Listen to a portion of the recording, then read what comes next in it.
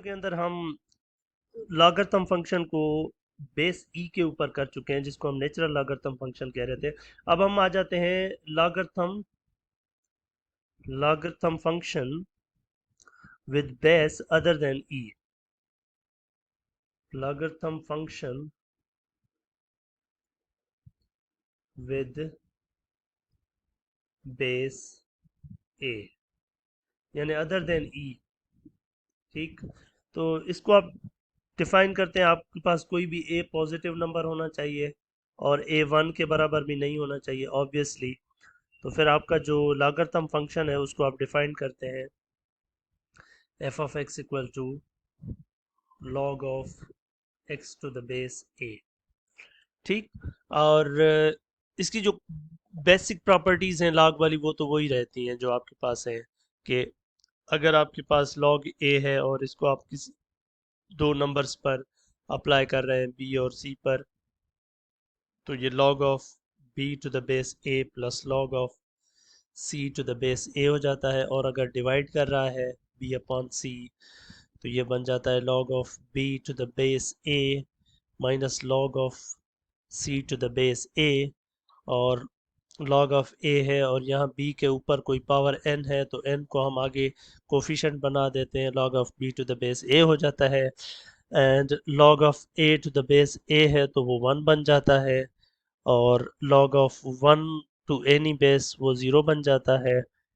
तो ये वो प्रॉपर्टीज हैं जो कि बेसिक लॉग के अंदर रहती हैं। यानी अगर यहाँ पर a की जगह 10 आ जाएगा तो ये कॉमन लॉग बन जाएगा। तो जब आप a की जगह 10 रखते हैं ना, तो फिर हम लिखते नहीं हैं, फिर हम बस डायरेक्ट लॉग लिख लेंगे। अगर a 10 होगा तो ये फंक्शन हम ऐसे लिखेंगे f of x equal to simple बस लॉग एक्स। अब ये कॉमन लॉगरिथम फंक्शन है, ये जनरल लॉगरिथम फंक्शन है, और जो a इक्वल टू ई पर आता है वो हमारा नेचुरल लॉगरिथम फंक्शन होता है। और ये प्रॉपर्टीज उन सारों के अंदर होल्ड करती है, यानी कॉमन लॉग हो या नेचुरल लॉग हो या जनरल लॉग हो।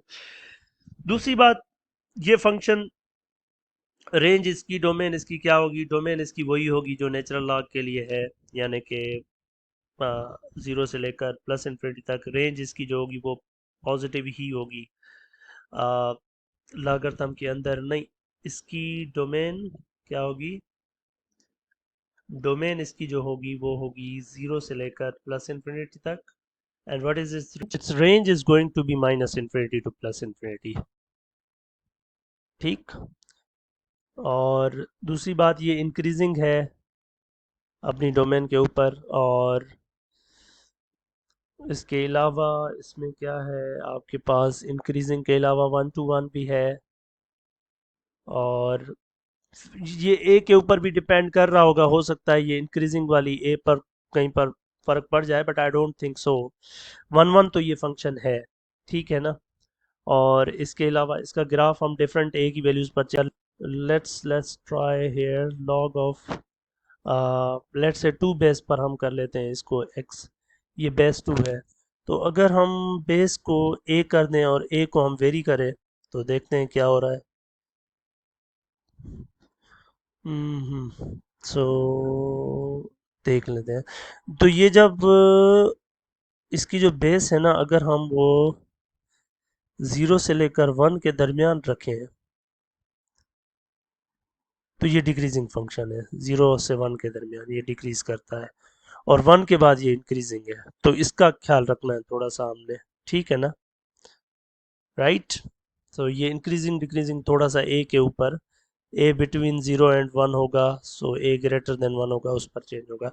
हम आते हैं अपने काम की तरफ, जो कि है इसका डेरिवेटिव फाइंड करना। हाउ टू फाइंड आउट इस डेरिवेटिव? तो हमें पता है एक और प्रॉपर्टी भी होती है इसकी लॉग की, कि अगर log of b to the base a है तो हम एक अपना नया बेस ला सकते हैं c, और फिर ये log of b to the base c और ये log of a to the base c हम लिख सकते हैं। और इसी हिसाब से अगर कहीं पर log of b to the base a है तो उसको natural log of b divide by natural log of a लिखा जा सकता है। तो इसको मैं इस्तेमाल करूंगा। मेरा फंक्शन है f of x equal to log of x to the base a, तो इसको मैं लिख सकता हूँ natural log of x divide by natural log of a. तो अब अगर मैं डेरिवेटिव फाइंड करना चाह रहा हूँ इस फंक्शन का log of x to the base a का, So I will find out the derivative of the quantity on this side, which is log x divided by log of a. अब ये log of a number है तो इसको बाहर रख लेते हैं, तो ये डेरिवेटिव इसका log x का जो कि बराबर होता है 1/x के, तो ये 1/x हो जाएगा, जिसको आप ऐसे भी लिखते हैं 1/x log a. So conclusion ये है कि इस फंक्शन का जो डेरिवेटिव है वो ये है, यानी कि हम कहते हैं कि the derivative of log of x to the base a is equal to 1/x log a. तो आप थोड़ी देर के लिए सोचें कि what is going to be the derivative of this log x only. इसका बेस क्या है, 10 है, तो a की जगह 10 आ जाएगा, 1/x log 10. ठीक, आगे चलते हैं. what if के log of बेस तो a है लेकिन यहां पर f of x आ जाए, इसका डेरिवेटिव कैसे फाइंड करेंगे?